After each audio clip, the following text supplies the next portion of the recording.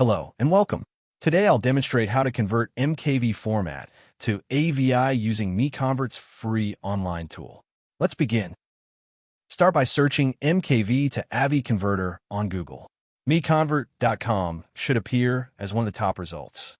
Click to open it. This is the dedicated MKV to AVI conversion page. The tool supports batch conversion and maintains quality during the process.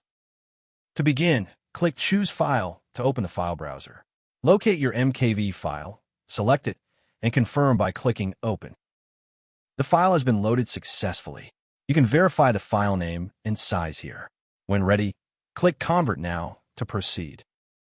The conversion engine is processing your file. The progress indicator shows the current status. Please wait a moment. Excellent. The conversion is complete.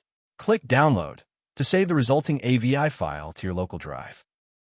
Thank you for watching. For more file conversion tools, visit MiConvert.com. Please subscribe to our channel for future tutorials.